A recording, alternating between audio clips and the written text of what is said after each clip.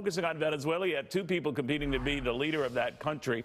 Right now, you have to watch the military. Who will they stay loyal to? And just a sign that one has broken ranks with those fellow generals and top commanders by saying it's time to go for the opposition leader, Juan Guaido. Let's go to the former Deputy Assistant Secretary of Defense under Bush 43, Peter Brookes. Peter, this Colonel Jose Luis Silva, I know he's a retired general, in fact, living outside the country, I understand, but he is still the first high-ranking military official to say, you know, you got to break ranks with Maduro for the safety of the country. What did you make of that? Well, it's important. I think you're right. The military is going to be key to the direction that this crisis moves in. If Maduro is able to hold on to the military, that's an awful lot of power in Venezuela. So as many voices that can call for Maduro to peacefully transition to elections from inside and outside the country, I think is a good thing. Now, already Guaido has indicated that there would be amnesty, presumably for generals who were considered in a little bit too tight with Maduro. Obviously, that was a bid to win them over. How much of an appeal is that? Because I guess there's a big difference between the high-ranking generals and all, when it comes to food and all, like, they're fine, they're taken care of, not so some of the lower-ranking guys. Yeah, and that's one of the reasons that some of them are staying. They're obviously benefiting from the current system, which is failing the rest of the country. So it's going to be critically important that there's going to have to be some sort of deals that are cut regarding potentially amnesty if the crimes aren't horrific. We don't know what's going to happen yet, Neil. I'm worried this is going to move in a direction of significant violence. I'm concerned about that. I hope it doesn't. I hope there's a peaceful transition, but I worry that Maduro's folks may start arresting people. There may be other things that are done that are unseemly. And we'll see if the military plays a role in that, and I certainly hope they won't.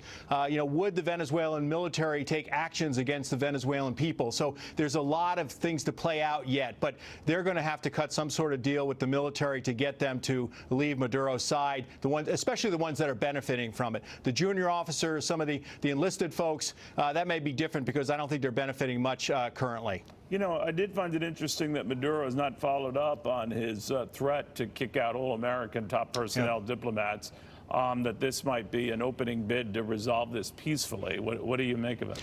Well, yeah, I think it is a good sign. I think there are negotiations going on. I don't know how fruitful they're going to be. I don't know what sort of pace they're currently going on, but it was an interesting reversal. I think he is afraid of the United States and the power we wield, not only politically and economically, but militarily. And I certainly don't want us to go in that direction in the military. Militarily, I think there are things that can be done politically. We're gathering an international coalition to put pressure on the Maduro regime. There's things we can do economically. Some have done some already. The Brits have done something very recently. The EU may get out in a couple days of their willingness to support Maduro. So, you know, this is all of these sort of things are important. But once again, we want a peaceful transition of power in Venezuela. And I think those negotiations and keeping those negotiations open and communication channel between the United States and Venezuela is good. All right, but the president has promised, without being specific, maybe for good reason, there would be a sweeping and strong response if anything were to happen to these Americans. That's absolutely true. American citizens, embassy personnel, it's critically important that their rights and civil rights and political rights are respected as American citizens and either diplomats or expatriates in Venezuela.